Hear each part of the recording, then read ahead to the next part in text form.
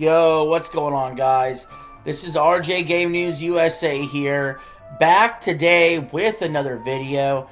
And today we're talking about the controversy behind the release of Pokemon FireRed and LeafGreen, Greenleaf, whatever, situation.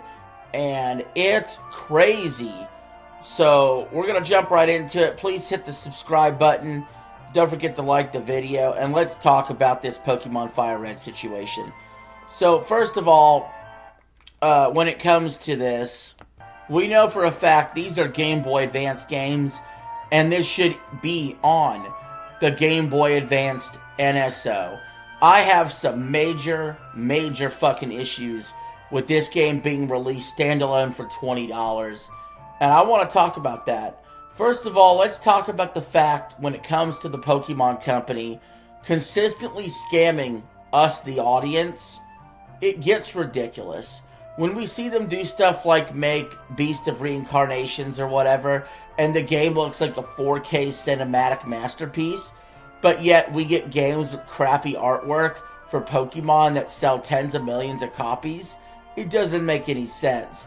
Games that perform really bad with its frame rates and whatnot, it doesn't make a whole lot of sense for Nintendo. And Nintendo's partly to blame. They sign off on this shit. They let Pokemon get away with bloody murder. None of the Pokemon games are really, like main Pokemon games, are really on the NSO at all. And that's just unacceptable. And considering the fact that I've been complaining for a while now that why are we drip feeding out NSO games, but yet no a la carte options for a lot of games, yet this game comes out a la carte at an expensive price for what it is, and everybody's just supposed to be hunky-dory happy with it. I'm sorry. I'm not. This is a ripoff. This is bullshit. We all pay for an NSO subscription, and they don't give us all the games. At the rate they're going, we get what? 2 games a month from whatever, 2 or 3 games a month from whatever service they decide, whatever console they decide to drop in that seems fit for that month. How long is it going to take to get all the games we've been waiting for NSO? And I've already told you, I'm more than willing to plop money down for a Super Smash Bros. Melee. Maybe $10, not $20. But why is Pokemon so special that it can't just be dropped on NSO? We gotta drop it in for $20 to make money, extra money off the customers? It's a bunch of bullshit. So I want to talk about what's missing on the NSO. Not just the Pokemon games, but what about games like Diddy Kong Racing, Donkey Kong 64 that was promised a while ago? What about Super Smash Bros. On the 64?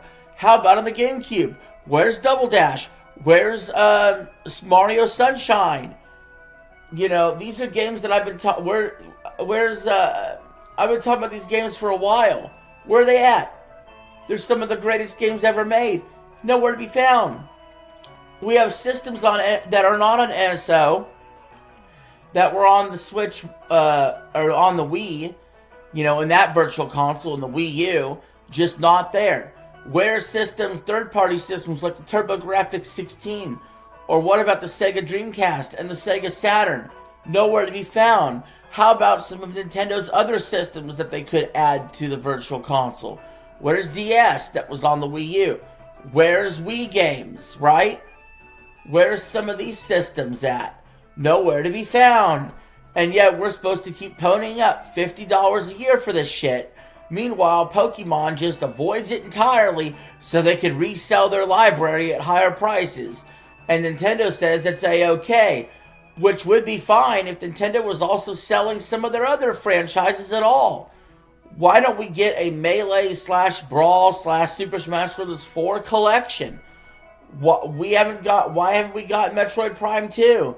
Why, there's a lot of good games that we haven't got, and third-party games, like even on the Super Nintendo, which has been out for several years, nearly a fucking decade of Super Nintendo on NSO, and we don't have Chrono Trigger.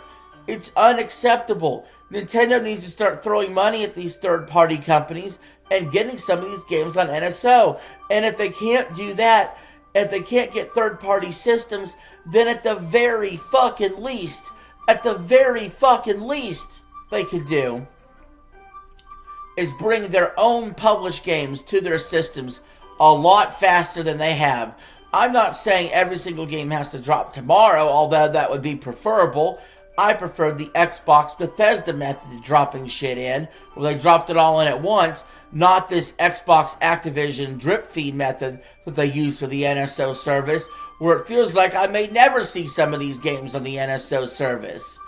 I would like the option to be able to buy any of the NSO games a la carte, including games that haven't been released on NSO yet, a la carte, just like you could do this Pokemon game. But this Pokemon game should be priced at $10, not $20. And if it's going to go ahead and be available for $10, it should also drop in the NSO for free. Anyway, that's my rant about this. I think it's a scam. I think even though it's tempting maybe to get the game for even $20 if you're a Pokemon fan, I beg you, I plead with you, please send this company a message for once in their fucking life. Hold off and don't let them sell millions of copies of this just because it's Pokemon. Tell them they need to stop doing this shit, and this shit should already be on NSO. Anyway, that's all I gotta say, guys. My rant's over. And until next time, this is RJ signing out. Have a good one.